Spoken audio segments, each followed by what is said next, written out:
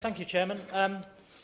Mr Rushton said in his comments that the 3 Liberal Democrat members voted against the consultation at the Fire Authority. Well, yes, we damn well did, and I'll damn well do so again. And I'll tell you why, Mr Chairman. When the men and women who go out every day to put those fires out are saying to us that these proposals put lives at risk, there is no way that I'm going to put my hand up to vote for them. We sat there in that meeting. And all that was discussed on this particular item was frontline services. We've heard from Mr Sharp and others what these things are, and my colleague Mr Charlesworth, about cutting a third of the fire engines, loss of 2 important fire stations, sacking of dozens of firemen and women.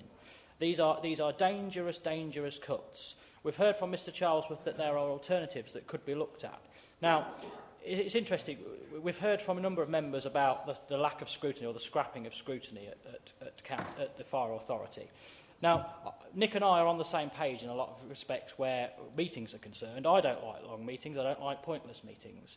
I could even swallow the fact that the scrutiny function has gone if we were allowed to have proper scrutiny at the combined CFA meetings. But at that last CFA meeting, the same meeting that discussed this, there was what I thought was a sensible proposal, which made savings on the accountancy and the services. But when asked, we were asked to agree a savings without a single figure being presented to that meeting.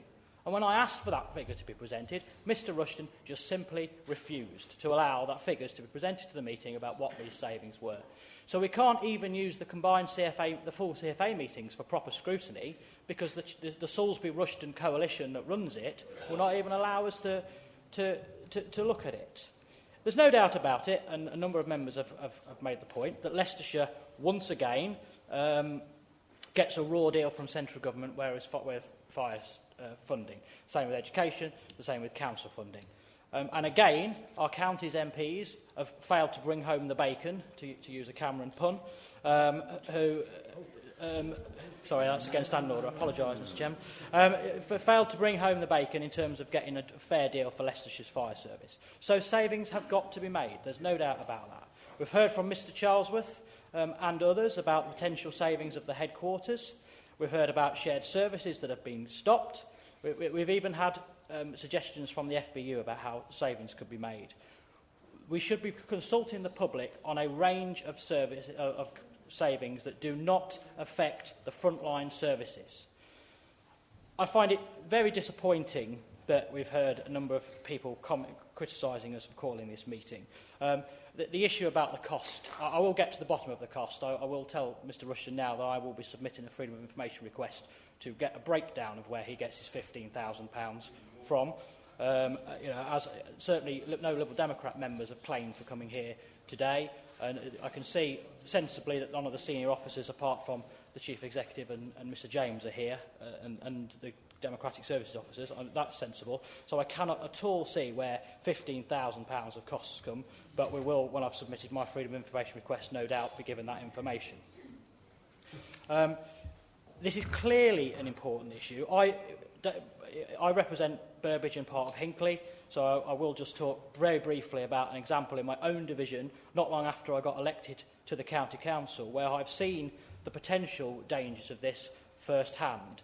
A resident rang me at 11 o'clock one night and said, we're struck, my neighbour's car is on fire, it's been set on fire by some thug, but the fire service say that they're dealing with a barn fire somewhere and can't come out. And I stood there. I drove from my house in Hinckley to Burbage, about 2 miles. Okay, it was 11 o'clock at night, so there was no traffic. So I got up, I was in bed, so I got up, got dressed, drove to Burbage, and still stood there on that drive for 5 to 10 minutes, waiting for the fire engine to turn up from Leicester, which was the nearest one. And because the other the other 2 fire engines had been engaged elsewhere. Now, this could happen on a fairly regular basis. Now, thankfully, that particular incident ended with this car being burnt out and just a very small amount of damage to the house, and nobody was hurt, which is the main thing. But this could happen more and more often if these cuts go ahead.